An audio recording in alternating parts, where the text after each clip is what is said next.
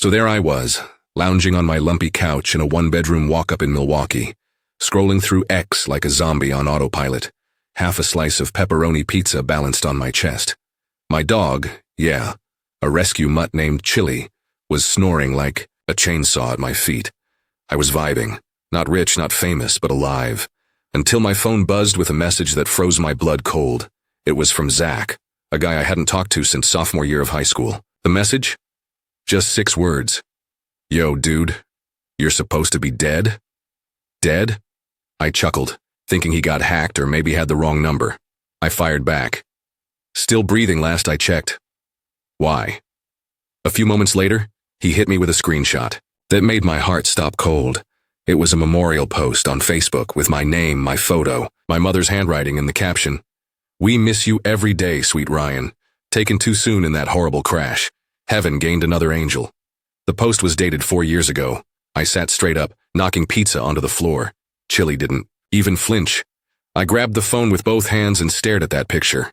It was me, age 17, awkward smile, the last photo taken before I left home. And the comments? Full of sympathy. So sorry for your loss, Linda. He's in a better place now. Sending prayers. I was 31, breathing, sweating, panicking. And according to the internet, I had died in a car crash 6 years ago. Here's the kicker. I hadn't spoken to my family in over a decade. We had a massive fallout when I told them I was moving to Seattle to be a tattoo artist. My dad, retired cop, big man up and get a real job energy, called me a disgrace.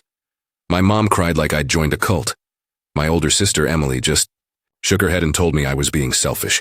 That was the last conversation we had. No calls, no texts, not even a Merry Christmas. I figured they hated me. I had no idea they'd buried me alive. The rage came in waves, first disbelief, then confusion, then boiling anger. I messaged Zach. Where'd you see this? When? He responded that the post had popped up as a memory from years ago. Said people even had a memorial service, a full-on church event. I asked for proof. He sent more screenshots. My face on a pamphlet. In loving memory, Ryan Keller, 1993-2019. It had a cross, a poem about angels, and a photo of my family, smiling, holding a framed portrait of me. I could barely breathe. Why would they fake my death? What were they hiding? Did they tell people I'd OD'd? Crashed my car? I hadn't even owned a car at the time. I left town with a backpack and a bus ticket, and now I was supposedly 6 feet under. I dove into Facebook like a detective on a mission. My mom's page was still public. Classic Linda, obsessed with church groups and pity posts. I scrolled through years of curated tragedy. Posts on my birthday. You would have been 30 today, sweet boy. Pictures of candles, photoshopped wings on my old selfies. Even fundraising links. Help the Kellers honor Ryan's memory. Wait. Fundraising? That's when it hit me like a sledgehammer. This wasn't just grief. It was a scam. I opened her GoFundMe link. It had raised $1,100. For what? A community youth outreach project in his name. There was no such project. She was pocketing that money. My pulse was thumping in my ears. I checked my sister's Instagram. Nothing recent, just occasional quotes about loss, and a bio line that read, "Forever a sister of two." She had a younger brother too, me. Apparently now I was just a ghost in their family branding. I felt sick. Betrayed in a way I can't describe. This wasn't some awkward family estrangement. They'd erased me, for money, for sympathy, maybe even for attention. My mind spiraled into questions I didn't want answers to. Had they filed for benefits? Told insurance companies I died? Claimed me as a tax write-off? Was my social security number still even mine? I wanted to scream. Instead, I did the only thing that made sense in that moment. I stood up, looked in the mirror, and said out loud, "They think I'm dead? Good, let's give them a ghost story they'll never forget." The revenge didn't come to me right away, but one thing was clear. I wasn't staying silent. They told the world I was gone. I was about to show them just how wrong they were. After the shock wore off, well, some of it, I sat at my kitchen table like a crime victim staring at the scene. The house was quiet except for Chili lapping water in the corner, completely unaware his owner had just discovered he was a ghost. I stared at my mom's fundraiser like it had personally slapped me in the face. "In Ryan's honor," she'd written, "help us support troubled youth." With what? Lies and a counterfeit corpse? I knew one thing. I wasn't letting this go. Opened a new browser tab and started with a simple search. Ryan Keller Obituary, Ohio. Boom. There it was. A local newspaper article from 2019, tucked between some bake sale and a church raffle. It read, Ryan Keller, 25, passed in a tragic car accident on Route 60, survived by Greg and Linda Keller and sister Emily. The wording was vague, no specific date, no mention of funeral arrangements, just enough to sound real, just enough to fool people. They didn't even bother giving me a decent fake death. I clicked through, digging deeper, and then I found it. Something that made my stomach drop. An article from 2020. Local family launches youth foundation after tragic loss, accompanied by a photo of my mom and sister holding up a check. The caption read, $10,000 raised in Ryan's memory. The reporter quoted my mother saying, Ryan was always creative and misunderstood. We want to help others like him avoid the same fate. The same fate? What fate? Having a family so manipulative they fake your death for clout and a tax write-off? I slammed my laptop shut and sat back, shaking. They turned me into a charity mascot, and not once did anyone try to contact me. No attempt to check if I was okay. Not even a private message just to confirm. My phone buzzed again. This time it was from Maddie, my old neighbor. We hadn't talked since I left home at 21. The message said, I thought you were dead. Just saw your Insta story. What the hell, Ryan? I blinked. What? I opened Instagram. Turns out my own story from earlier, me showing off a fresh tattoo on a client, had started circulating. Someone must have screen recorded it and shared it in a group chat full of people who thought I was pushing daisies. I replied, long story. Call me.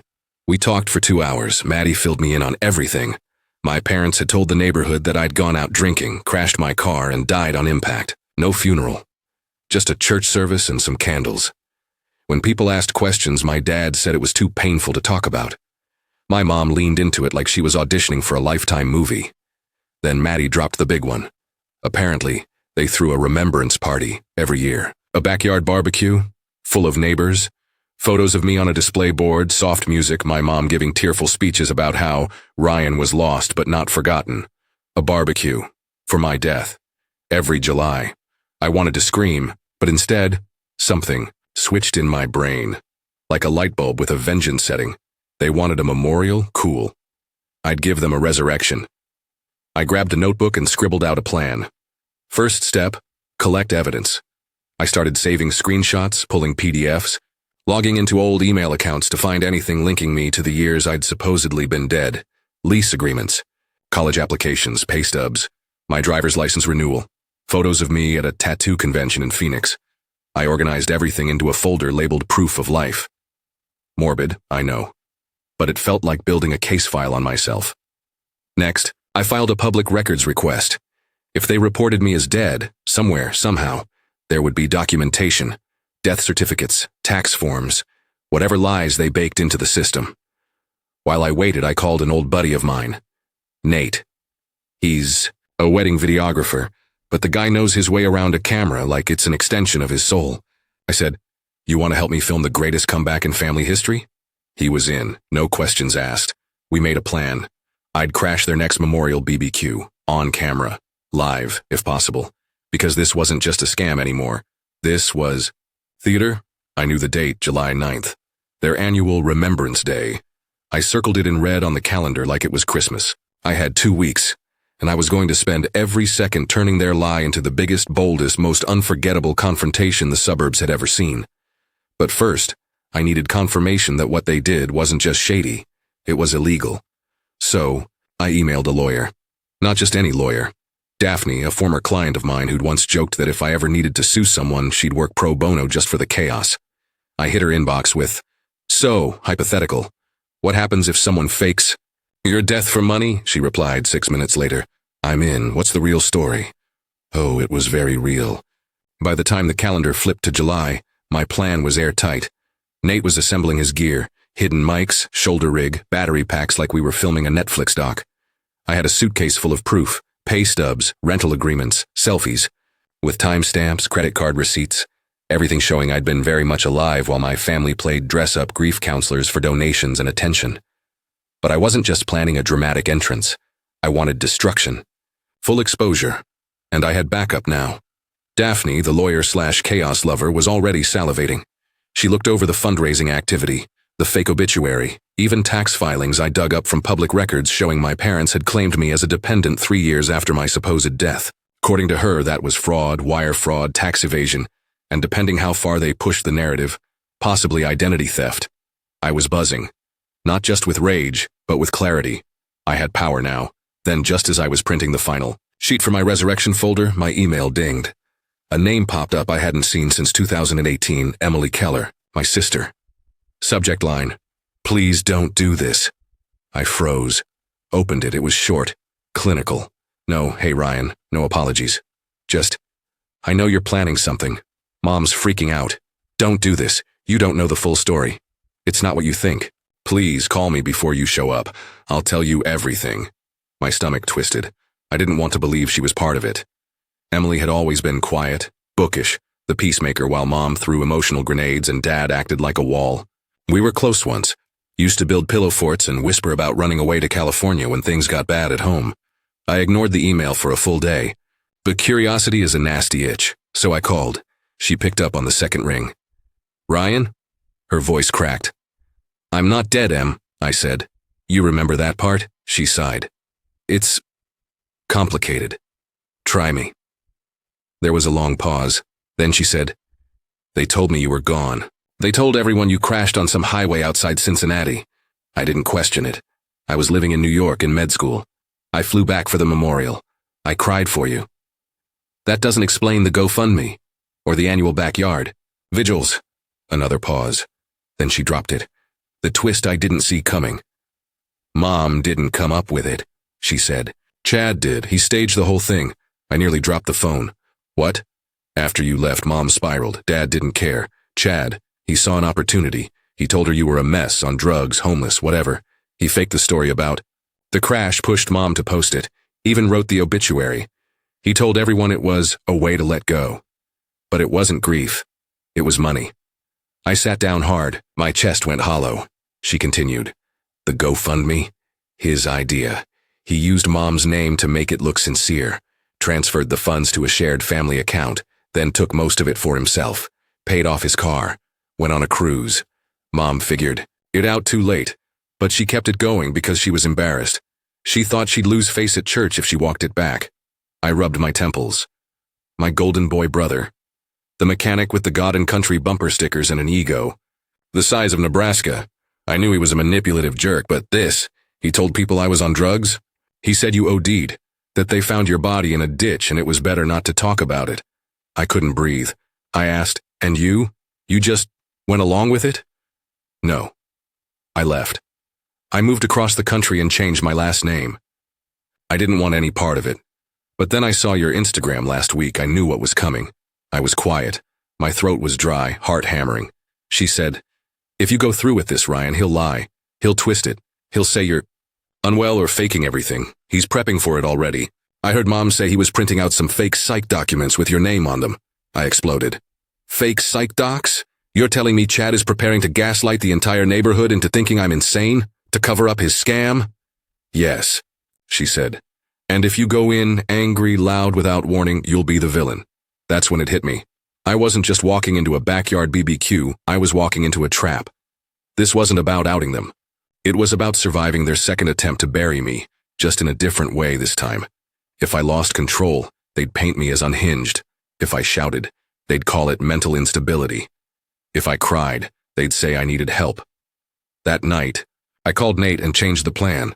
I would still crash the BBQ, but I wasn't going in alone, and I wasn't going in loud. I was going in calm, armed, and with receipts. By Thursday night, I had everything I needed, except sleep.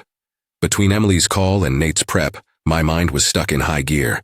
I couldn't shake the image of Chad standing at that grill, spatula in one hand, beer in the other, smiling like he didn't orchestrate my death like a low-budget con artist. He wasn't just scamming strangers, he was playing God with my existence. And now he was getting ready to gaslight the entire neighborhood. Again. I wasn't walking into a family event anymore. I was walking into a crime scene, one where the killer was hosting and the corpse had RSVP'd. Friday morning, I met Nate at a cafe just outside Cleveland. His trunk was loaded with gear, wireless lapel mics, discreet GoPros, and a backup drone in case the first one went rogue. We'd spent the last 2 weeks rehearsing every scenario, emotional collapse, verbal assault, public meltdown, but now we rewrote the script. I'm not going in to explode, I told him, sipping burnt coffee. I'm going in to expose, cold, controlled. Let them lose it. Nate nodded. We shoot it like a documentary. No flashy cuts, just the raw story. Your words, their reactions, the receipts. We checked into a nearby motel, cheapest one we could find that didn't look like a murder took place last week, and spread out everything on the bed. The fake obituary, the GoFundMe breakdown, the tax returns, the bank records, social posts, screenshots of Chad bragging about his funded vacation in Jamaica, and just for flavor, a picture of me standing next to a "Welcome to Milwaukee" sign, holding a burrito dated 3 weeks after I'd died. We labeled it the resurrection packet. Nate even added a QR code on the back that linked to a Google Drive folder with every file. This is next level petty, he grinned. This is war, I said. That night, I got one more message, this time from an anonymous number. We know. What you're doing. Don't come. No name, no threats, just don't come. I texted Emily. Was that Chad? She called immediately. Yes, he knows you talked to me, he's freaking out, Mom's in denial. Dad's doing that thing where he pretends to be sick so he doesn't have to deal with emotions. Classic. Then she hesitated. Ryan. He's telling people you have schizophrenia. I went silent. He printed out fake psych evaluations, she whispered. He's going to show them around if you show up. Try to discredit you before you even open your mouth. I almost laughed. Almost. He's actually insane enough to forge mental health documents and claim I'm unstable? Do you still have that therapist from Milwaukee? She asked. Could she write something, a statement, just in case? I did. I called Dr. Ramirez, my therapist of 3 years, told her what was going on. She didn't hesitate. You've never shown any signs of psychosis, she said. In fact, you've done incredible trauma work given what you've told me about your family. I'll write you a professional letter today. By morning, I had it in my inbox. Signed, official, ready to go in the packet. It was game day. Saturday, July 9th, BBQ day. We dressed casually. Just 2 guys heading to a summer cookout. I wore a plain gray tee, jeans, and sneakers. No flash. Nate had the drone packed up, GoPros clipped discreetly to our belts, phones synced to the lapel mics. We parked 3 houses down from the Keller's place, behind a minivan with a faded "My Kid Made Honor Roll" bumper sticker. The street smelled like charcoal and hot dogs. Kids ran barefoot across the lawns. Classic suburban illusion. As we approached, I felt my chest tighten. The house looked exactly the same. Same shutters, same flagpole, same ugly mailbox shaped like a barn.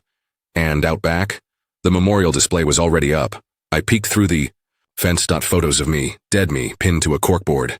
Candles, handwritten notes. A big blue banner that said, "Gone but never forgotten." That was when the laughter hit me.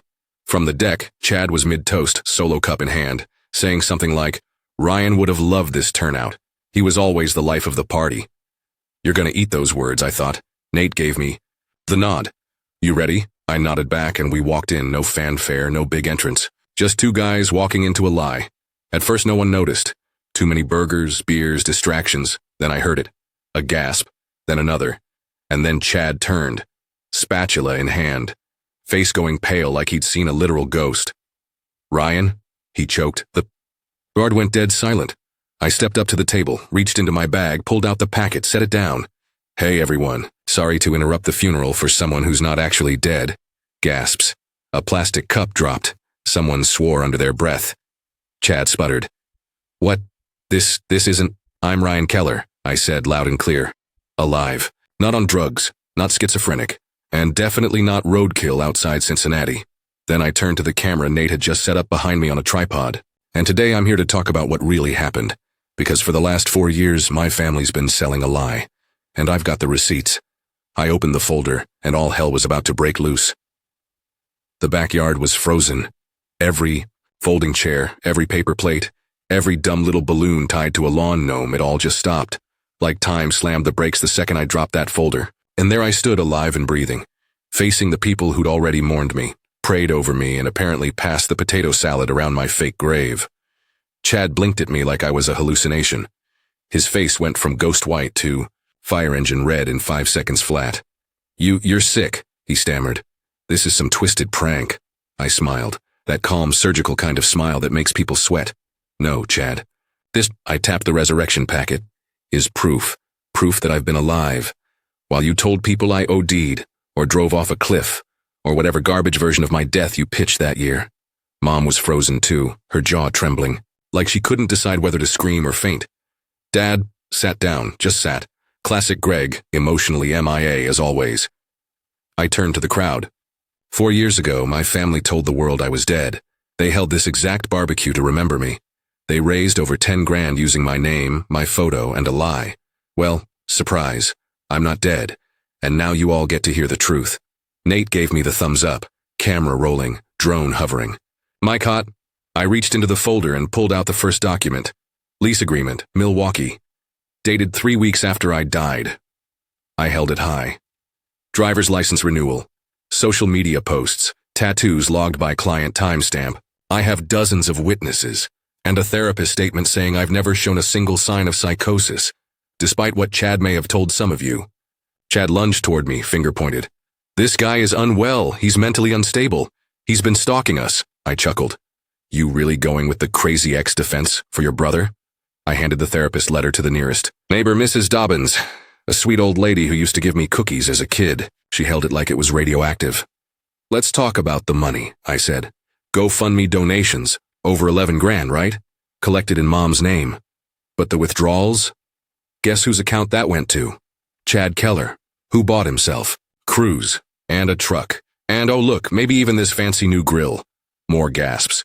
People shifting uncomfortably now. Church friends whispering. Someone pulled out their phone and started recording. Good. Chad, now panicking, shoved a piece of paper toward me. You're not well, Ryan, we have documents. I snatched it from his hand. A fake diagnosis. Looked legit, if you ignore the fact that it was signed by Dr. Michael Sanders from a hospital that closed 3 years ago. I laughed. Out loud. Chad, did you seriously Google mental illness letter template? You use Times New Roman. Bro. He lunged again, but 2 people grabbed him. Uncle Marty and Pastor Blake. That's when I struck. You want to see real documents? I opened the packet fully and fanned out the evidence across the table. Tax fraud, obituary with fabricated cause of death, bank transfers, screenshots of messages, a DM from someone warning me not to show up. I turned to Mom. Was that you, or did Golden Boy here do that too? Tears finally spilled down her face, but they weren't the kind I remembered. These weren't manipulative or rehearsed. These were pure panic. I didn't know it would go this far, she whispered. You held a memorial every year, I shot back. You printed balloons, Mom. It was Chad, she said. He said it would help the family, that it would bring people together, that it would cover some costs. I couldn't believe what I was hearing. You let him fake my death to pay for lawn care? She buried her face in her hands. Dad said nothing, still sitting, still checked out. Then, from the back of the crowd, a voice rang out. Emily. She stepped forward, hands trembling, holding her phone.